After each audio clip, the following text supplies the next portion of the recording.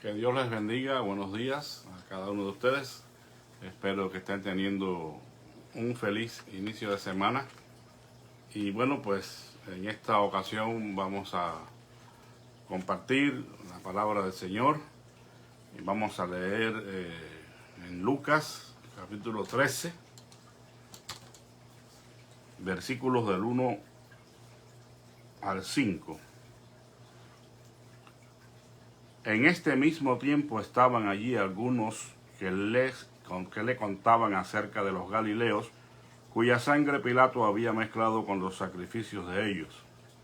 Respondiendo Jesús les dijo: ¿pensáis que esos galileos eran más pecadores que todos los galileos porque padecieron tales cosas? Os digo, no. Antes bien, si no os arrepentís, todos pereceréis igualmente. O aquellos 18 sobre los cuales cayó la torre en Siloé y los mató, ¿pensáis que eran más culpables que todos los hombres que habitaban en Jerusalén? Os digo, no. Antes bien, si no os arrepentís, todos pereceréis igualmente. Vamos a escuchar un hermoso himno. La cruz no será más pesada. Hoy vamos a estar hablando un poquito acerca del problema del sufrimiento humano.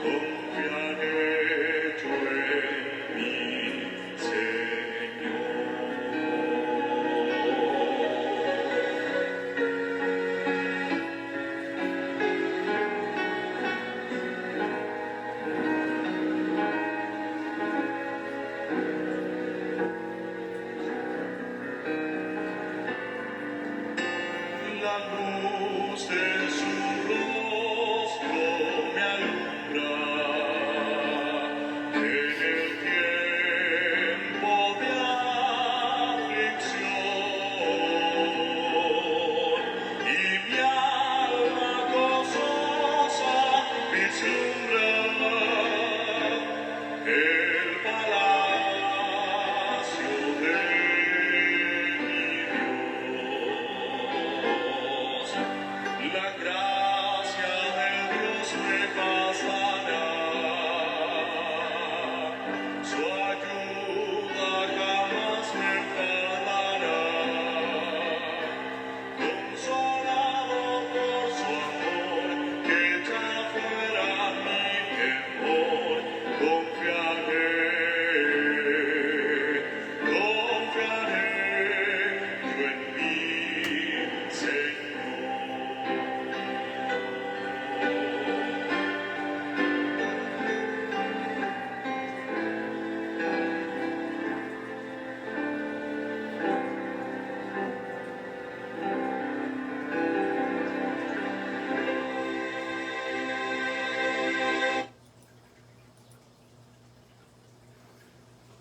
la cruz no será más pesada que la gracia que Él me da. Bendito sea el nombre de Dios. Este himno encierra una gran verdad para cada uno de nosotros que estamos expuestos también al sufrimiento. Y que sin dudas, si hemos decidido seguir a Jesús, pues tenemos nuestra propia cruz, símbolo de sufrimiento, aún símbolo de muerte.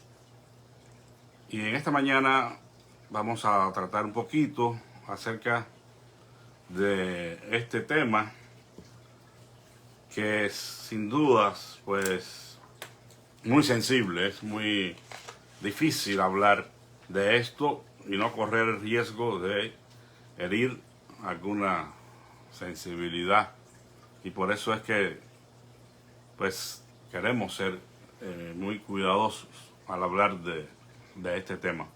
Sin embargo, es necesario que se toque y es necesario también pues considerar este problema, que no es ajeno a ninguno de nosotros, aun cuando hayamos creído en nuestro Señor Jesucristo y gocemos de nuestra salvación. El problema del sufrimiento humano es para todos los humanos, valga la redundancia. No sé si ha escuchado ustedes alguna vez a alguien que se pregunta: ¿por qué a mí? ¿Por qué me ha sucedido esta tragedia a mí? Si yo soy una persona buena. Y si es un creyente muchas veces que es fiel a Dios, que asiste al templo regularmente, que apoya la obra de Dios con sus diezmos y sus ofrendas, y está activo en el servicio del Señor, y de pronto le sucede una tragedia en su vida, se le muere un ser amado, ya sea el esposo o la esposa, el hijo o la hija, el hermano, la hermana, algo que sobreviene de pronto, y esta persona comienza a preguntarse, ¿no? ¿Por qué a mí? Si yo he sido fiel a Dios todo el tiempo y me he estado preocupando por agradarle, ¿por qué me sucede esto a mí? Sin necesidad a veces de que suceda una tragedia, hay muchos creyentes que se preguntan: ¿por qué yo estoy viviendo en tales condiciones de vida o padezco tales necesidades, mientras aquellos impíos que no temen a Dios, que blasfeman su nombre, no les falta cosa alguna? Esto no es un problema nuevo, siempre ha existido.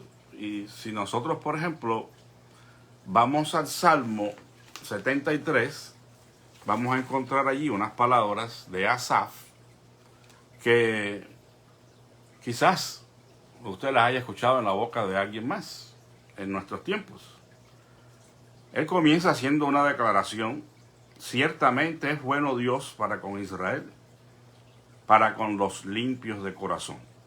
O sea que él comienza haciendo esta declaración acerca del carácter bondadoso de Dios y de su fidelidad para el pueblo de Dios. Sin embargo, él dice: en cuanto a mí, o sea, está dando testimonio personal, en cuanto a mí, casi se deslizaron mis pies, por poco resbalaron mis pasos. O sea, ¿por qué? Lo responde alto y seguido: porque tuve envidia de los arrogantes, viendo la prosperidad de los impíos. Los impíos son los que no temen a Dios. Porque no hay congojas para ellos, o sea, no hay tristezas para ellos, pues su vigor está entero. No pasan trabajos como los otros mortales, ni son azotados como los demás hombres. Por tanto, la soberbia los rodea como un collar. Se cubren de vestido de violencia, los ojos se les saltan de gordura, logran con creces los antojos del corazón, se mofan y hablan con maldad de hacer violencia, hablan con altanería, ponen su boca contra el cielo y su lengua recorre la tierra. Por eso mi pueblo se vuelve hacia ellos y bebe grandes sorbos de sus aguas. Y dicen, ¿cómo sabe Dios? Y hay contentamiento en el Altísimo. He aquí estos impíos, sin ser turbados del mundo, alcanzaron riquezas. Verdaderamente en vano he limpiado mi corazón. Pues tremenda conclusión a la que llegó Asaf cuando se puso a mirar la prosperidad de los impíos y comenzó a cuestionar su condición. Quizás esa sea la situación de muchos también hoy, que a pesar de ser fieles a Dios, haber lavado su corazón con la sangre de Cristo, observan que no viven tan holgadamente como aquellos que no temen a Dios, que tienen suficiente dinero, tienen riquezas y logran con creces todos sus propósitos. Esa es una posibilidad que también está latente en nuestros días. Tenemos que decir, amados hermanos, que el sufrimiento humano es tan antiguo como la misma historia del hombre. Porque desde que el hombre fue creado y después de pecar contra Dios, el sufrimiento vino a ser parte integral, por así decir, de nuestra humana existencia. Por lo que el sufrimiento es tan antiguo como la misma historia de la humanidad. Hay un libro en la Escritura que no podemos dejar de mencionar cuando hablamos de este tema, y es el libro de Job, que también es muy antiguo, quizás uno de los más antiguos de la Biblia. Y este hombre que describe la Biblia como un hombre fiel, temeroso de Dios, perfecto como ninguno, de pronto tiene en su vida una tragedia tan grande que pierde todo. Pierde sus riquezas, pierde a sus hijas, pierde todo. Perdió la salud. Y Job sufrió amargamente. Y tuvo que llegar incluso a maldecir el día de su nacimiento. Sin embargo, Job mantuvo su integridad. Y mantuvo su creencia y su afirmación de que yo sé que mi Redentor vive. El sufrimiento de Job es un caso clásico de cómo a veces también los justos sufren. Si seguimos, aunque sea así por arribita, leyendo la Biblia, encontraremos innumerables casos de sufrimiento.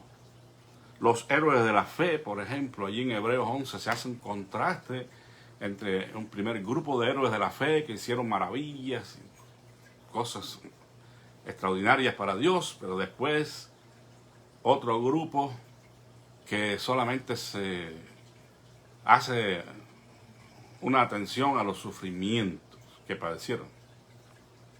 Y dice la Escritura que eran hombres temerosos de Dios, fieles, héroes de la fe, porque dieron su vida por causa de la fe en Cristo. Fueron maltratados y fueron asesinados por causa de su fe en Cristo.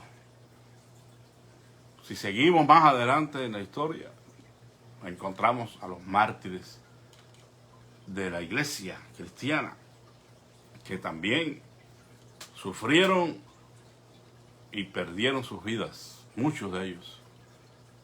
Bueno, todos, porque si fueron los mártires, pues sufrieron el martirio, fueron muertos por causa de la fe en Jesucristo. Y la historia de la iglesia está llena de estos héroes de la fe, de estos mártires que sufrieron en manos de los impíos por causa de su fe. Pudiéramos señalar el ejemplo todavía más clásico de todos, el ejemplo de nuestro Señor Jesucristo. Ni Él mismo escapó del sufrimiento. Padeció bajo su ministerio y terminó muerto en la cruz del Calvario. Varón de dolores, experimentado en quebranto. Es el siervo sufriente. Una figura tan marcada en el carácter y la vocación de Cristo. El siervo sufriente, Por lo que ni Jesús se escapó de este asunto del sufrimiento humano. Por lo que tenemos que señalar ante todas las cosas que el sufrimiento es real. Y usted dirá, bueno, eso no necesita aclaración, todos lo sabemos. No, no crea. Hay algunos que están diciendo que el sufrimiento no es real, como tantas otras, y son exponentes de falsas creencias, por supuesto, comenzando por la ciencia cristiana y otros sinnúmero de grupos que niegan la realidad de las cosas, entre ellas el sufrimiento. Y hay algunos que te dicen, no, no es real, solo niégalo, solo recházalo. Pero eso es una locura, porque sí es real. Aun cuando fuera en algunos casos un asunto psicosomático, un asunto de la mente, no deja de causar dolor y sufrimiento. Así que tenemos que contar con que el sufrimiento va a estar presente en nuestras vidas. Y por causa de la fe del Señor, mucho más. Porque ya algunos hoy están experimentando gran sufrimiento y dolor y aún muerte por causa de su fe en otros países. Muy pronto podrá llegar aquí también, a nuestra nación. Y tendremos que estar preparados para eso. El sufrimiento, entonces, no es una ilusión. Es la primera cosa que tenemos que aceptar. Es real. Y tenemos que enfrentarlo, tenemos que prepararnos para este asunto del sufrimiento humano. La otra cosa que tenemos que señalar es que el sufrimiento no es necesariamente el resultado de los pecados de la persona que sufre. Esta es una teología muy antigua. Esto no es un asunto nuevo ahora. Aunque ya en nuestros tiempos esto dejó de ser la muletilla de los predicadores falsos de la fe y la prosperidad, que te decían, si tú estás sufriendo alguna enfermedad o alguna situación adversa en tu vida, tienes que hacer un examen minucioso de tu vida, porque algún pecado habrás cometido. Busca, examina bien tu vida, porque si estás sufriendo es porque has pecado contra Dios. Ya después cambiaron la historia, ¿verdad? El disco lo cambiaron. Y ahora ya no era el sufrimiento personal necesariamente, sino los pecados personales, sino los pecados de los antepasados. Y empezaron a inventarse el cuento de las maldiciones generacionales y están haciendo todavía con eso un daño tremendo a la fe de muchos. Siempre buscando que el sufrimiento es el resultado del pecado. Pero no siempre es así. Aunque el pecado produce sufrimiento, no siempre el sufrimiento es el resultado de los pecados de la persona. En este pasaje que nosotros leímos, en Lucas 13, se está exponiendo de alguna forma esta teología, que, no, repito, era tan antigua como la misma existencia del pueblo de Dios y el desarrollo de su teología, ¿no? Su manera de pensar con relación a Dios, el hombre, el sufrimiento, pues llegaron a asociar el sufrimiento como resultado del pecado. Recuerden el pasaje del ciego de nacimiento, cuando Jesús pasó allí con los discípulos, enseguida los discípulos sacaron a relucir este pensamiento teológico, ¿no? Y le preguntaron, Señor, ¿quién pecó, este o sus padres, para que haya nacido ciego? Y el Señor respondió, ni este ni sus padres, sino que esta es una enfermedad, para que la gloria de Dios se manifieste. Aquí dice que estaban algunos que le contaban acerca de los galileos, cuya sangre Pilato había mezclado con los sacrificios de ellos. Este es un incidente en el cual no se hace referencia en la palabra de Dios. Realmente no hay ningún registro acerca de esto. Pero es muy probable que haya sucedido en el comienzo del gobierno de Pilato, porque Pilato era famoso por su falta de sensibilidad hacia el pueblo judío al principio de su gobierno, Y es probable que en algún momento, en el lado de los sacrificios, se cometió este crimen, esta matanza. El punto es que algunos estaban pensando que si estos hombres habían sufrido, estos galileos, la muerte fue porque eran culpables de algún pecado. Y por eso Jesús pregunta, ¿no? ¿Piensan que estos galileos eran más pecadores que todos los galileos porque padecieron estas cosas? O sea, que algunos estaban con ese pensamiento. Si fueron asesinados, fue porque estaban en alguna condición de pecado. Pero Jesús le dice, os digo no. Antes bien, si no os arrepentís, todos pereceréis igualmente. Y después el Señor saca otro ejemplo de los 18 sobre los cuales cayó la torre de Siloé y los mató. Dice el Señor, ¿piensan que eran más culpables que todos los hombres que habitaban en Jerusalén? Y les dice, pues no. Si no os arrepentís, todos pereceréis igualmente. O sea que el Señor está descartando esa creencia y está diciendo que esas personas no murieron porque fueran más pecadores que los demás. Cuando dice, si no se arrepienten antes, Jesús señala aquí que todos están al borde de la muerte hasta que tiene lugar el arrepentimiento. O sea que en realidad, si nadie toma la acción de arrepentirse de sus pecados, también morirían. Y en este caso, en una situación bien diferente y más lamentable, que sería la muerte eterna, la separación completa de Dios para siempre. Entonces, el sufrimiento humano es algo que es real, no es una ilusión. Tenemos que aceptar que no siempre es el resultado de los pecados del que sufre.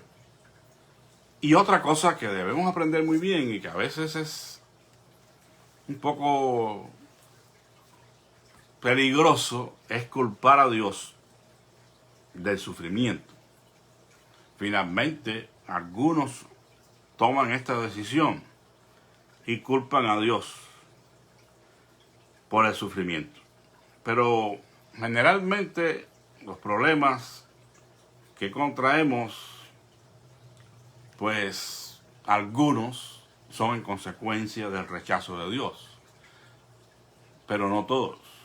Definitivamente, si nosotros rechazamos a Dios, sufriremos. Y de eso vamos a hablar en el próximo devocional. Pero de la misma manera que la lluvia cae y el sol sale para justos e injustos, la lluvia cae sobre justos e injustos, pues todos estamos expuestos al sufrimiento humano. Y es algo que forma parte de nuestra historia desde que pecamos contra Dios. Por lo que culpar a Dios no es lo mejor, lo más saludable ni lo más correcto.